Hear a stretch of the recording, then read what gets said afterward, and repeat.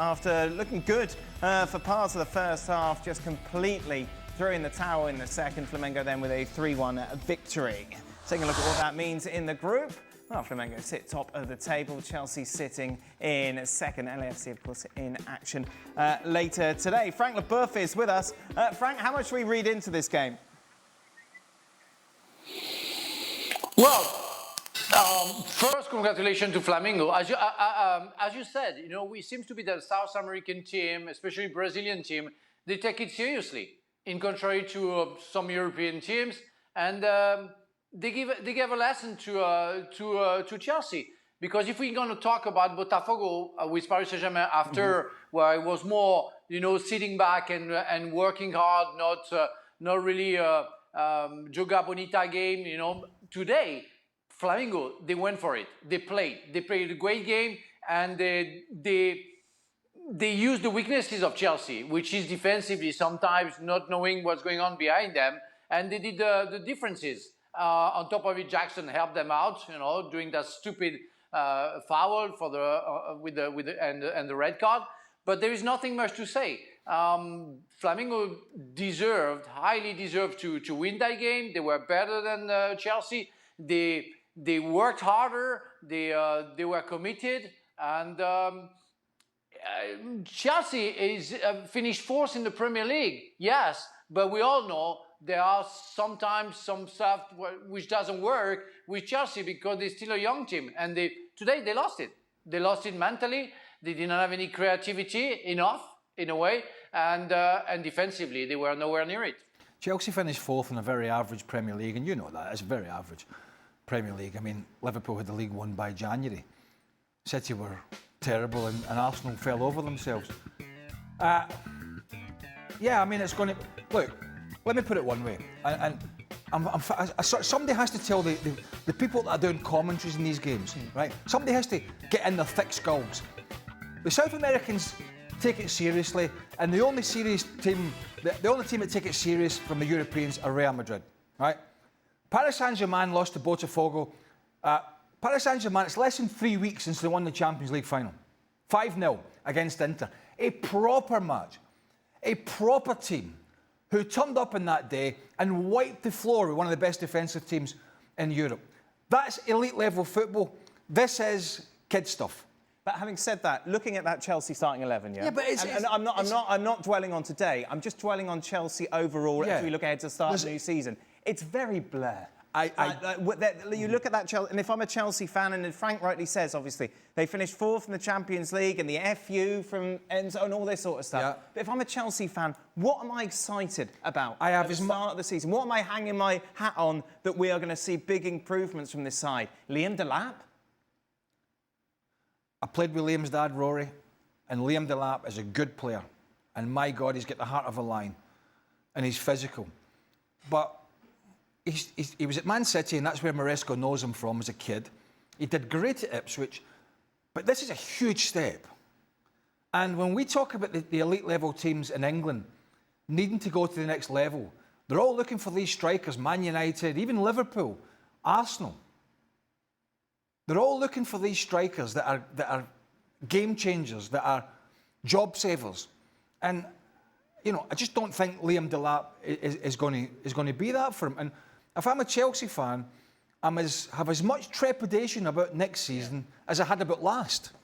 There's nothing that has convinced me that it's going to be any more consistent. There's nothing that convinced me that they're going to take a step forward. Liverpool, how do you take a step forward? You go out and you make a statement and you sign one of the most creative players in world football. That's a statement. Arsenal need to make a statement, and I feel Chelsea have not. And that would be a concern for Enzo Maresco. And quite frankly, if they fell out the top four next year, I wouldn't be surprised. I think that's it, Shaq, innit? And Chelsea fans to say, look, no one expected us to finish in the top four, and we did. It was a very mediocre league. And the thing is, we watch a lot of football, and when it's right, we've got to watch Chelsea. Right.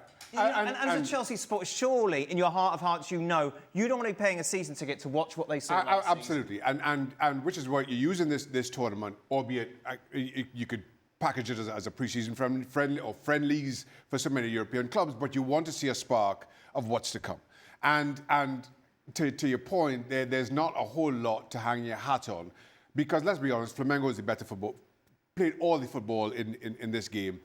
In Chelsea's defence, I thought Delap and Neto, nice partnership, but again, nice, nothing really Cole Palmer looked lost on the right. That's the thing for me. And as much as I thought that Delap and Neto looked good together as a front two, you had nothing to discuss about Cole Palmer. And then you're thinking, well, okay, there's going to be a little bit of a competition between Delap and Nicholas Jackson for that striking position. And then pre-season friendly or not, you cannot, your position's under threat. You cannot do that. What do you do with him, Shaq? Well, right now, I'm not sure what you can do with him. He signed, what, 9 years back in December? Or something ridiculous like that? And now you bring in Liam Delap as a challenger, you would think at this point. And Nicholas Jackson is doing his best to be in Maresca's bad books here. You know, even in a game such as this, whether you want to call it a preseason friendly or not, you do not leave your teammates in the lurch with that kind of a challenge. And that for me was a huge negative for Nico Jackson. And as a result, now from Maresca, you're wondering, to your point, what next? And really, you've only got one answer in Delap. To be fair to them, the first half of last season, they were really good, and then, along with Man City, the cliff just came along, and they finished in the top four because the Villas and the others sort of fell over themselves and came with a late run, and it was too late.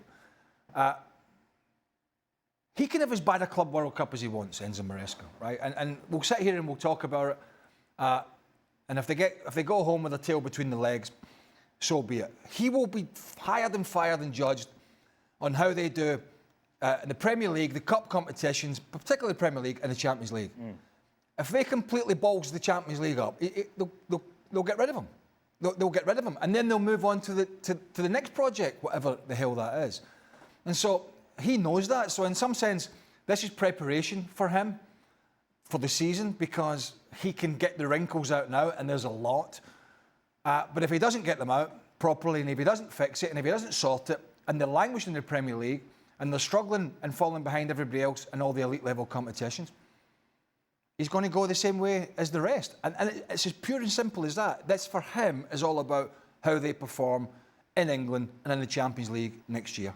And this is it, Frank. And Chelsea fans can say, oh, look, ESPN FC being so negative. But you just look at their run that they had over those 2 months, where, of course, they put in excellent results. No question. Obviously, they put in those results at exactly the right time. But you look at those games, and there was hardly a time that you're like, wow. You know, Chelsea are really clicking here. They're really gelling. They have really got something going here. It was all about, you felt, getting over the line. And it would be my main concern if I'm a Chelsea fan going into the start of next season.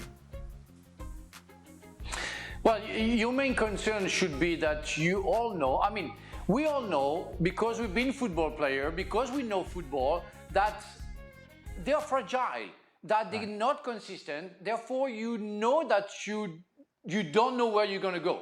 That's the trick. You don't know where you're going to stand. One game is going to be perfect, and the 3 days after they're going to get something horrendous. So you don't know where you go, you don't know where you stand, and you know that because they showed it during some seasons ago, and last season also. As we said, they finished fourth because the league wasn't good last season.